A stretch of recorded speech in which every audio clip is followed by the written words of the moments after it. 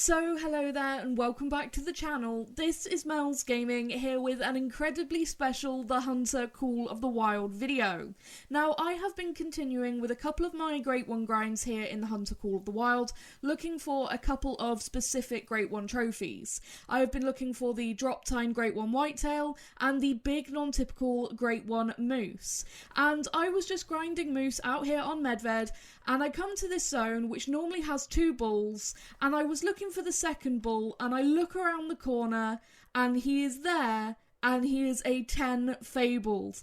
I couldn't believe it. I was literally so confused because there's always two bulls in this zone and I was looking for, the other bull to see if it was a bigger one to shoot and I just couldn't believe it. Hidden round the corner was a Great One. It's insane. I think my Medved is now at a point where it is just throwing out trophies at me, which is absolutely wild. And it's, part of why I keep wanting to go back to try and get the big non-typical rack for the Great One Moose. It's the only rack I don't have for the Great One Moose, so I'd really, really love to get it. So I'm really, really hoping that eventually I can get that for the Trophy Lodge. But this is an amazing combo. It's a rack and fur I've had before, but not in this actual combo. I've had the spider rack before and I've had the Fabled Speckled before, but not as a combo together, which looks absolutely gorgeous. And the Fabled Speckled is one of my favourite furs, so I was super, super excited to see this guy. He is absolutely freaking stunning. Just so gorgeous. Honestly, I think that the Fabled Speckled and the Fabled Birch are two furs that were really sort of made for Medved, because to me, the Fabled Speckled looks just like a normal sort of dark colour moose that's almost got like snowflakes all over its fur, and then of course having the white face as well. It's just like it's almost got snow on its coat, which just looks so stunning to me. And then of course the Fabled Birch, which is the only fur type I don't have for the Great One Moose now. Obviously being that sort of whitish colour would just fit in so perfectly in this environment. But I just love the Speckled.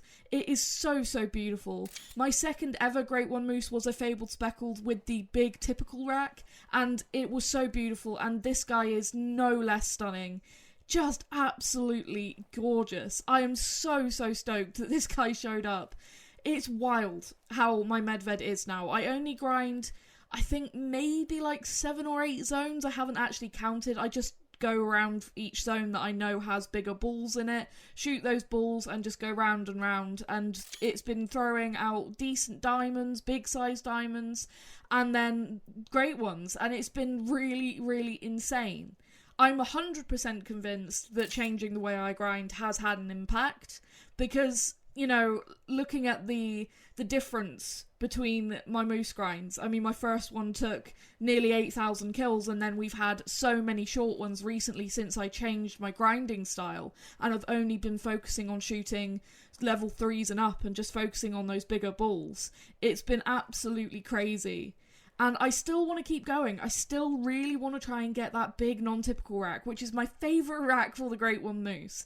It's really funny to me how normally getting like my favourite furs or racks for the Great Ones tend to be the ones that come last, because I still don't have, obviously, the big non-typical rack for the Great One Moose. I still don't have the Drop Time rack for the Great One Whitetail, which is my favourite rack.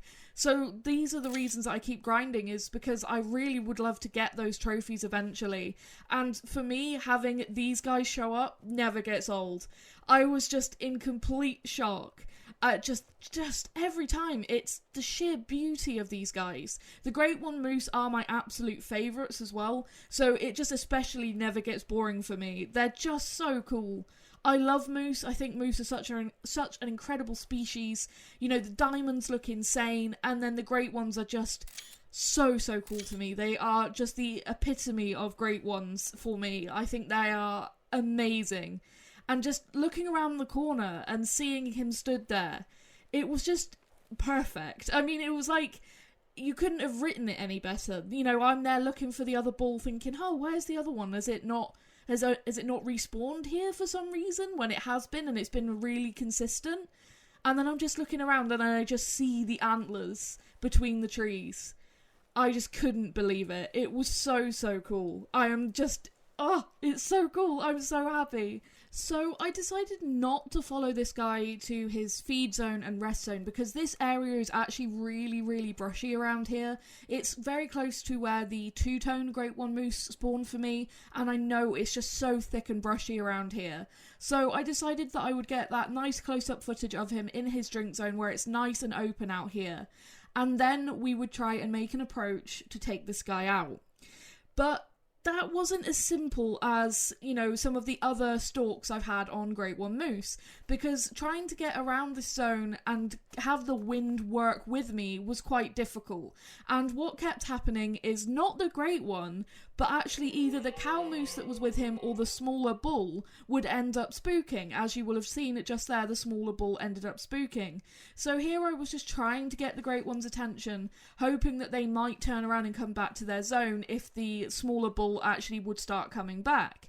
So here I'm just hoping that I can get this Great One's attention, hopefully turn the group around and have them start coming back to their zone, because I've had animals do that before, where you make them go alert and then suddenly they'll come back. Now he goes alert again, and he does this thing that moose do sometimes when they go alert. It's not every time, and it's really weird when it happens because you think that you've spooked them.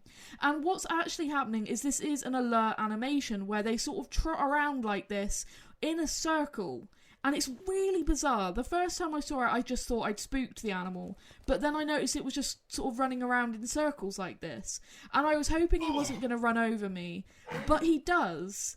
And then he goes aggressive. Immediately, as soon as he actually hits me, he goes aggressive, which was super cool. And I was just trying to get some pictures of him here, and I wanted to try and get him out into the light a little bit more.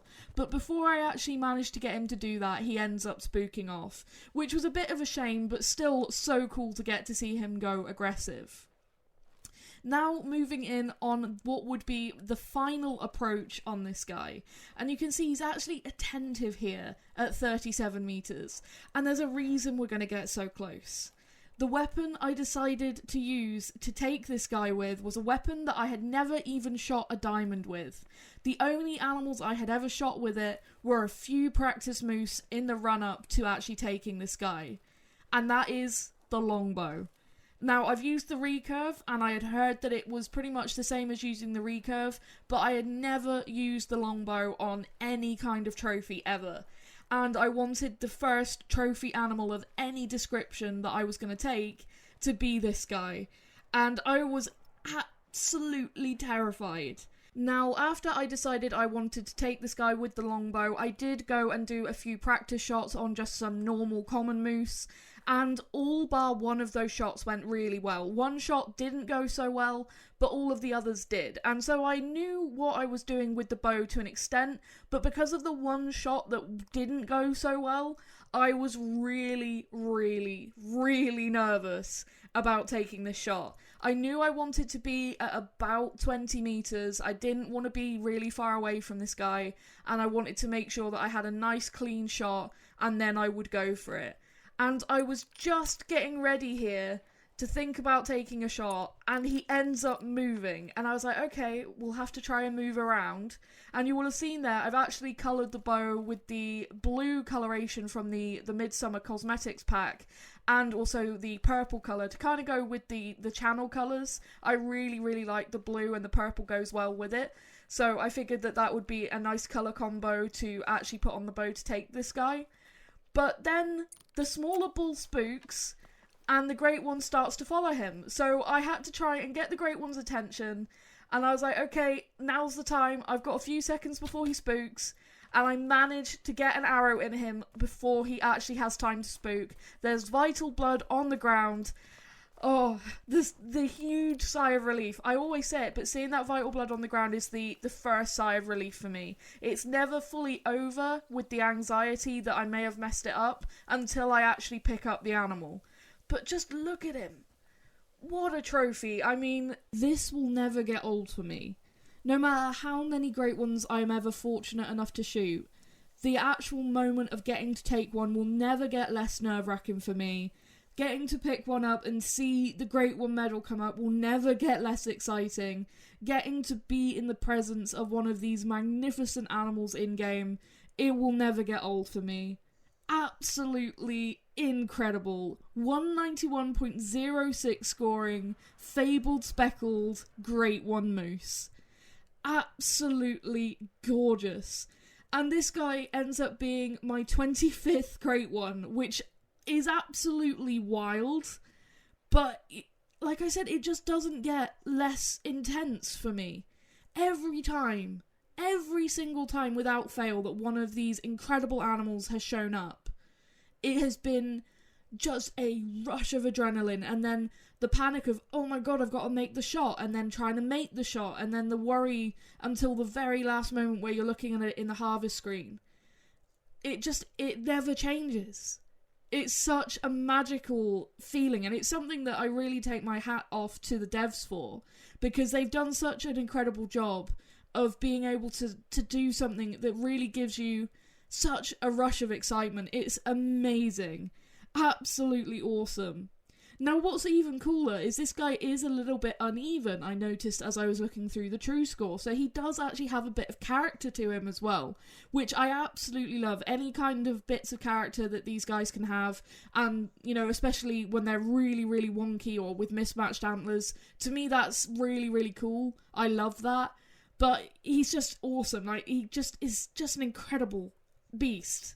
And it's so cool to me now that I've taken Great Ones with all kinds of different weapons. I've done different rifles, different handguns, I've done shotguns, and I've done all of the different kinds of bows. I've done both traditional bows, being the recurve and the longbow. I've done the compound bows. I've done the crossbow.